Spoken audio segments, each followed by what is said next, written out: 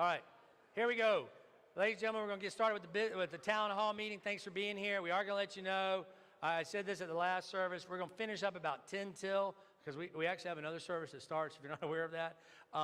We'll finish up about 10 till, but if we don't get to any of your questions, Buck and I and Brett, there's Brett. Brett will stay around and answer any questions. And so, without further ado, this is Buck James. He's our church council chairperson. Buck.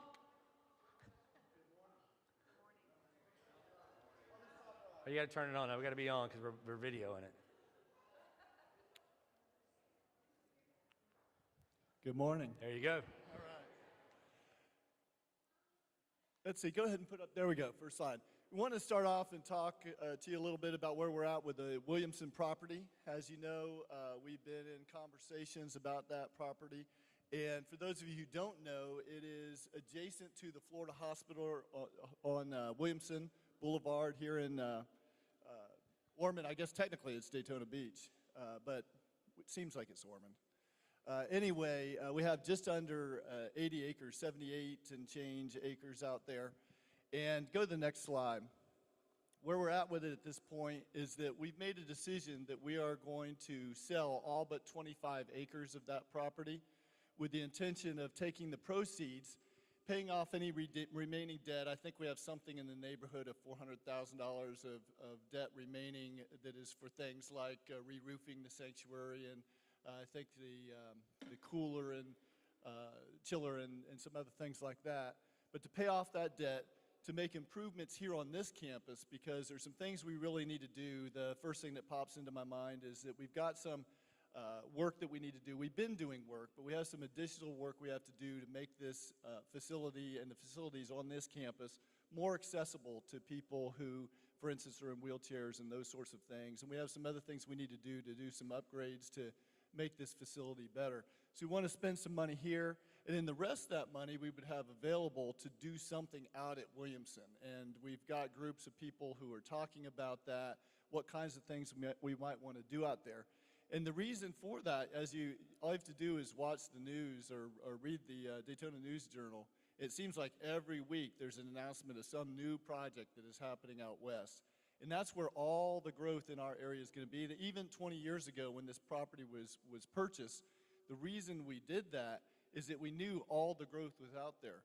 You know, on this side of town, somebody may buy a property, bulldoze it, and build a new home. But there's no new properties being built. There are no places to build new properties over here. So all the growth is out west. And so we'll be in a position, we're still in conversations with various folks, and when the timing is right, it'll work out, and we'll be able to get the money we need to be able to move forward with these projects. And so nothing is imminent. If we were in serious conversations about a contract, we'd bring more information to you. But that's where we're at this point. This is a decision to sell about 50 some odd acres and to retain approximately 25 acres for our use. Next slide. All right, don't even try to read this. I had to bring a cheat sheet myself to read this. Next time I'll remember to break this out into 4 slides so it's easier to read. But this is our dashboard that we use as a management team. We developed this a couple of years ago, and this allows us to have a kind of a comprehensive overview of what is happening at the church. So rather than just looking at financial measures, we're looking at other measures. So the 4 quadrants we're looking at is measures related to attendees. How do we know we're doing a good job related to folks who attend First United? The bottom quadrant is financial. On the left-hand side, the green one is business processes. So what kinds of things do we need to keep an eye on to make sure that we're doing a good job? So one of them has to do with the completion rate of the connection folders. Our target is 80%. We've been right around that ever since we started doing it. And you might ask, why is that important?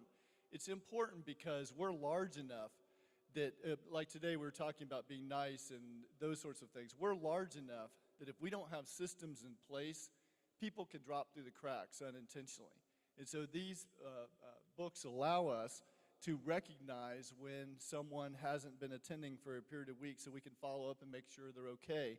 And then we have teams that are in place to be able to provide assistance, those sorts of things. But if you're like me, I don't know if you've ever had this experience, you've been in church several weeks in a row and you have recognized that somebody that you usually see isn't there, and you have every intention of following up, but then you get led astray by the donut table, right? And you go home and you forgot. And you didn't intend to forget, but you forgot.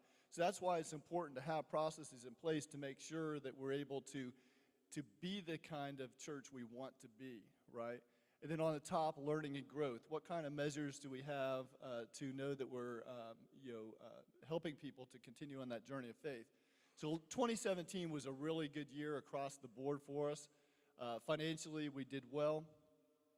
We continue to see some improvements in giving. We had a goal of an average of $2,000 per giving unit. A giving unit, so if a family, a husband, wife, would be one giving unit. And we came up just under that $1,920 we ended up, which was the highest that we've seen yet. We continue to see improvement there. And we continue to spend less than we bring in, which is a good thing.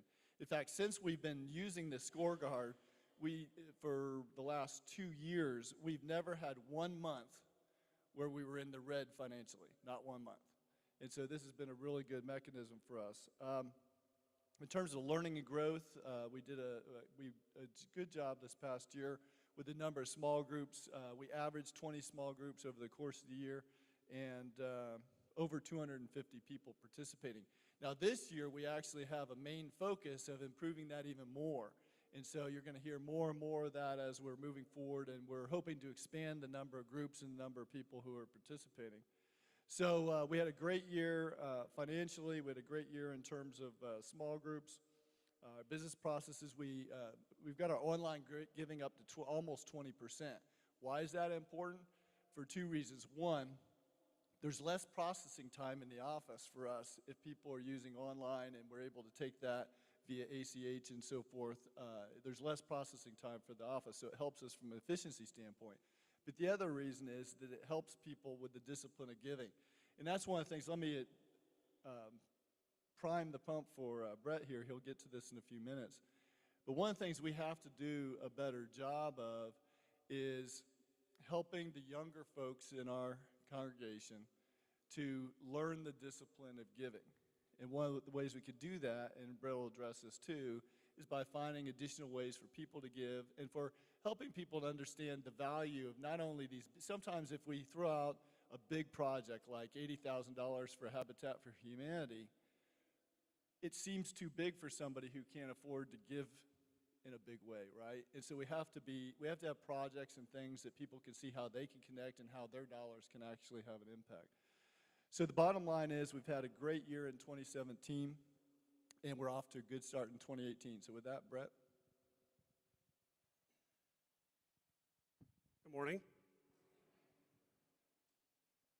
I'll dive a little bit deeper into the financials for 2017, and you can see that the total revenue was $1,061,000, with our total expenses at $1,007,000.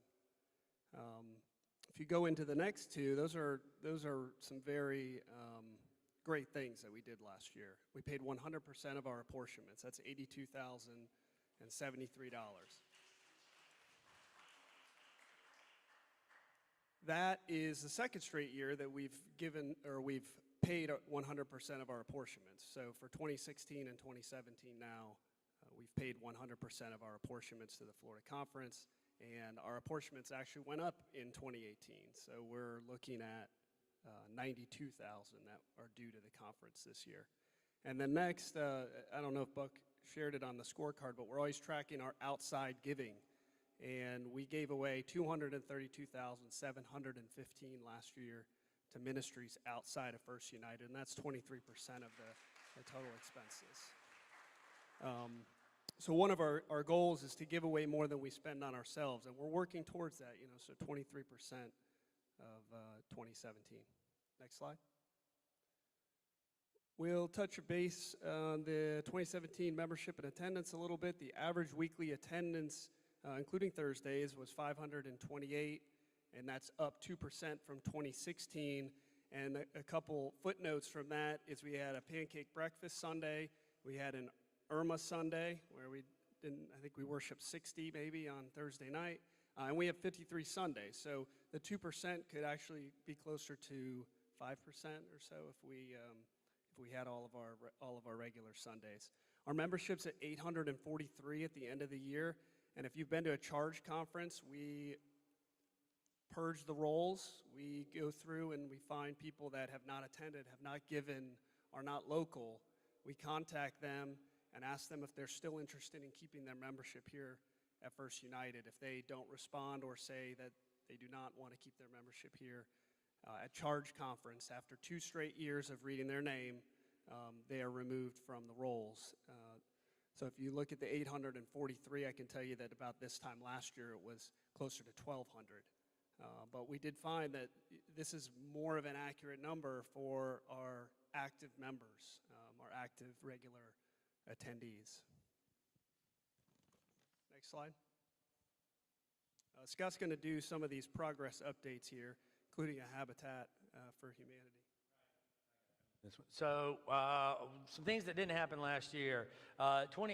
We talked about we want to do 3 town hall meetings a year, do one in March, one kind of early fall, maybe late summer, early fall, and then one in November. Our plan was last year to do our charge conference, our annual business meeting, to turn that into a town hall. That was our plan. Our DS did not have that plan. The district superintendent who sets up the time, the place, and the date for it combined us with 2 other churches.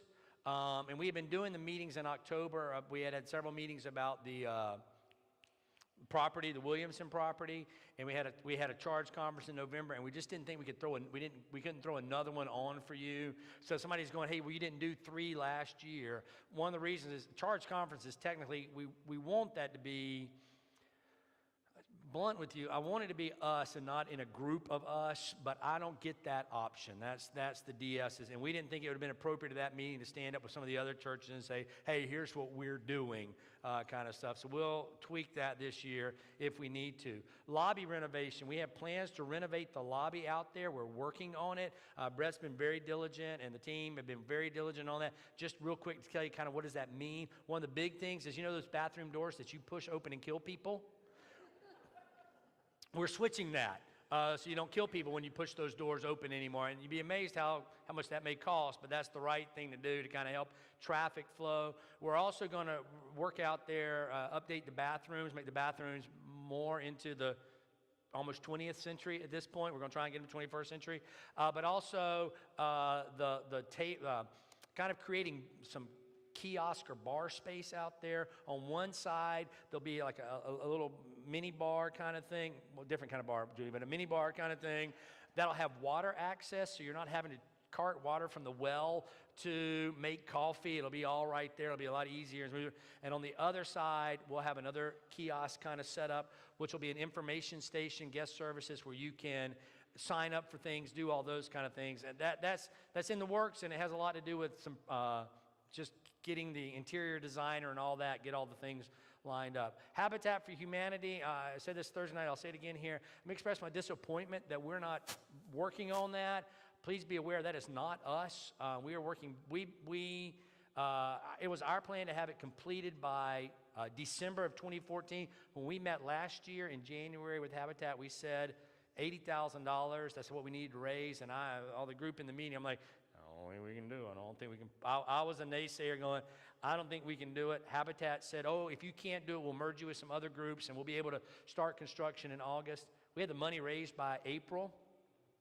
In August, when we met with Habitat, it was because the homeowner hadn't done enough sweat equity hours, and so we postponed it till later. In late October, when we began to meet, we were like, yep, we're just a few weeks away from permitting being done. They sent us a thing, say, we'll let you know permitting, all our permitting's finalized when we send it. And we said, if we can't start by November 11th, we're going to postpone it till January because of Christmas holidays. It just doesn't work. In January, they said, yep, we're just a few weeks away. What we've learned is Habitat operates a little different than we thought.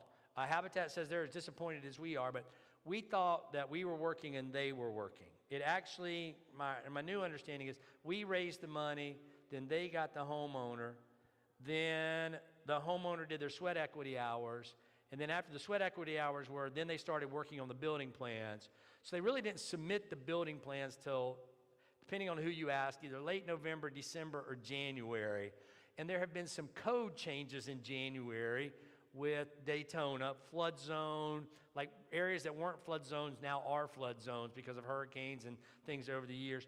So I can't tell you when we're going to start. I'm not going to stand up here and say, hey, we have a start date. What I can stand up here and say is we are very actively pursuing Habitat and pushing in ways that First United can. Habitat have been saying, no, we'll take care of it, we'll take care of it. Now we have some First United people calling Daytona Beach and all that. And be fair to Daytona Beach, they're just following the policies and procedures. And it takes a couple of months to have plans prepared. So I have gone on record and said there's no need for us to start till after Easter. We're a little busy between now and Easter. We are very disappointed in it. I kind of feel like we failed a little bit on that. I don't know what else to do, but to tell you, we're working on it diligently. Judy will tell you, random acts of kindness person. We have some other projects that we're stalling on because we believe this is a good project to do, but it takes so many hours of work that we're afraid. We've talked about doing some stuff in Kenya or Guatemala, maybe doing some other projects along those lines, big projects. We got to honor our Habitat agreement, so as soon as we can, we'll let you know and go from there. Brett, we can do questions at the end. Okay, so we'll talk about 2018. We were real intentional about evaluating and reviewing our giving and our revenue projection for this year based on historical information. So with that, we have a $1.1 million budget this year. And you've seen that we just introduced a new giving solution on our website, and with that comes text to give, and down the road the ability to do card swipe and things of that nature for events. Buck touched on it earlier that every gift is important, and the intentional giving of our church, developing a lifestyle of giving as well. Next slide.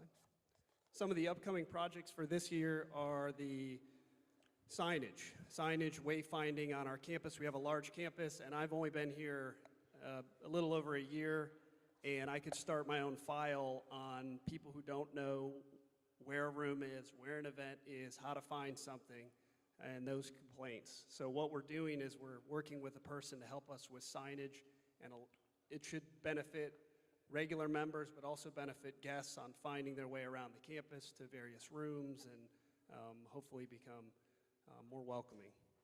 A safety team, in light of recent events, but also because we haven't had a safety plan in place, I'm working with a church member to go over our security and safety protocols, most namely on worship days. So you'll see that here, hopefully this spring sometime, with a team that rotates around the campus, all made up of church members, but providing a more safe environment for people worshiping. And then lastly, the sanctuary air handler. The sanctuary air handler, we have two of them. There's one up in the balcony, and there's one kind of behind me, behind the organ pipes. About 5 years ago, we had the chiller replaced. Maybe actually it's closer to 6 or 7 years ago. We had the chiller, which is out here. It was replaced, but the sanctuary air handlers are original. So we're working on that and trying to understand what it takes to replace those, because it's my understanding that they may have been put in during construction of the building, which made it easy to put them in, but more difficult to change them out. So we're kind of going down that road. If we can make it through the summer, then this time next year we'll work towards having that replaced. One thing, I'm sorry, Brett. One of the things you didn't say, let me interrupt, about the safety team I thought was really good Thursday night was some of the doors are going to, we're going to change something. You can get in this building by 19,000 different doors. So you're going to start finding doors locked. If you have a key and that door's locked and somebody gets in through that door, it is your fault you unlocked it. We would like, so we're trying to channel everybody in certain, you want to limit access into buildings. Like that building over there, there are 19 different, 20 different ways to get into that building. So we're going to start locking certain doors and channeling people through certain funnel ways for safety reasons. Just kind of be aware of that. That's part of that team he was putting together.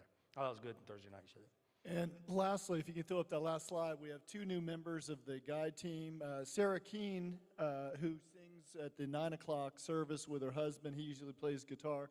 She's joined us. And Tim LeBlanc, who usually sits up in the balcony, his daughter is the one that writes the devotional blog. And a few months ago, she actually filled in for Scott when he was on vacation or out of town and wrote some of the devotionals. So you may know her from that.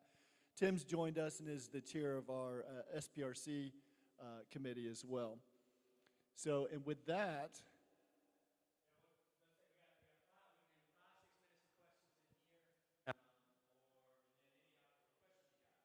Terry.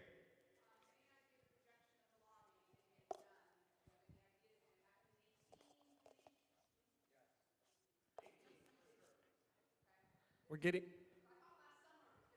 Oh yeah, that's why we wanted to report on it, because it's not done, and that's disappointing. I want to make sure it gets done this year. Other question? Yeah, in the back. I can't see who that is.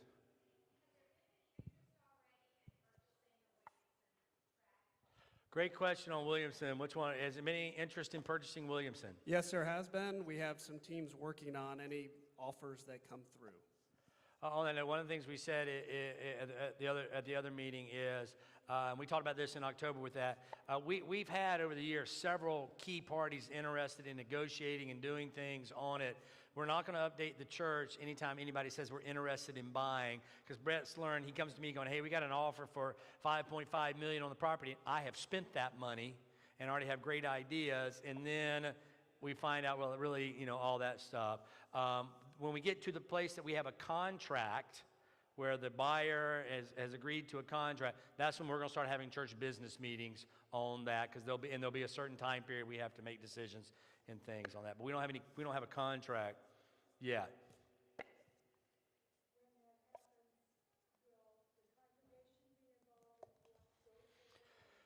Yeah, I'll take that. All right, if and when we get a contract on the Williamson property, what will happen is we'll sign.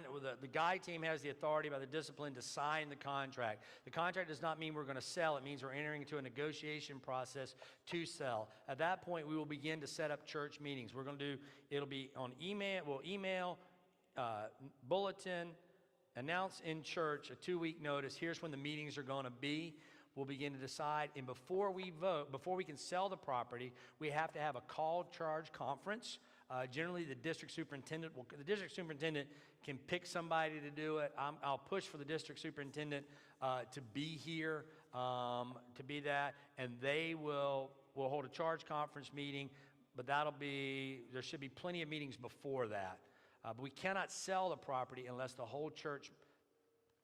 we cannot sell the property unless the church who wants to shows up to vote at it. We don't have to wait for all 853 members to show up. But yeah, that would be the plan, Norma. Uh-huh.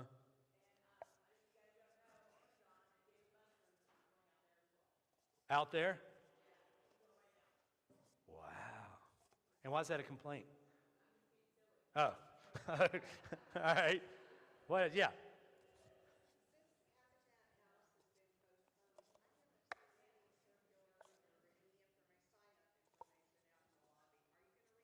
Yeah, as soon as we kind of postponed everything because we have 140 people that have signed up to volunteer for Habitat. And I'm very frustrated, and I preached on being kind this week, and I realized I have not been kind to Habitat in some of my discussions on the phone with them.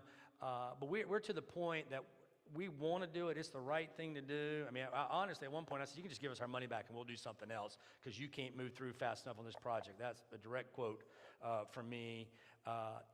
But we decided we're going to wait. We're not going to announce it. We're not going to talk about it anymore until they come to us and say, we have a construction permit and we are ready to begin on this date.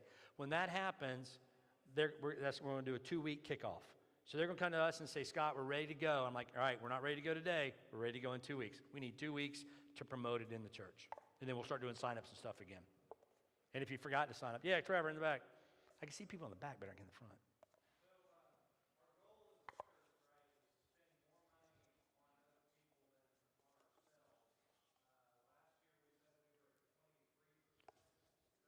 Uh-huh.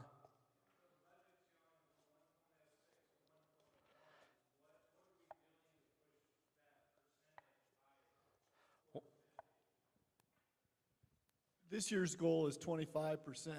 And so we've got a group that is working on plans for, because it's going to take at least one, if not two big projects, as well as some other things.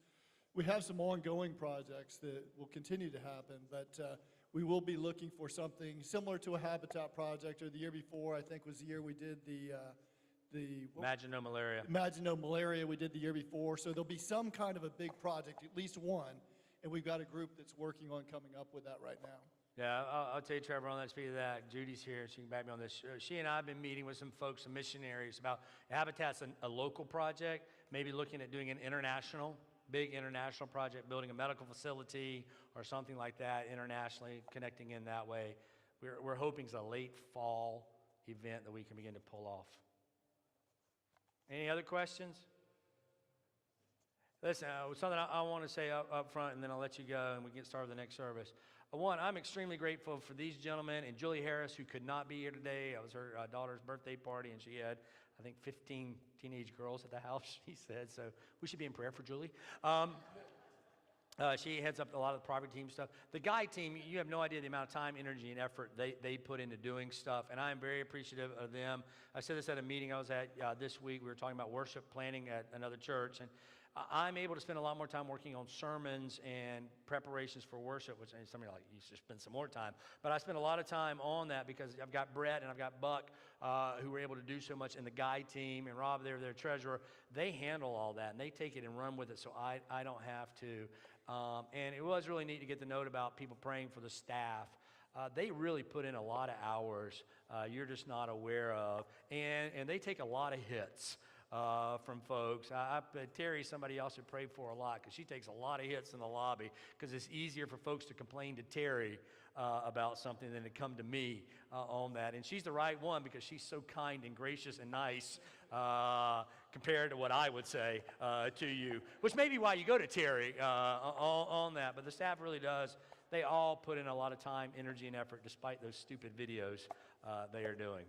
All right? If y'all got more questions, Brett and Buck will be out there. Thank y'all. Peace, love, all that good stuff. If y'all,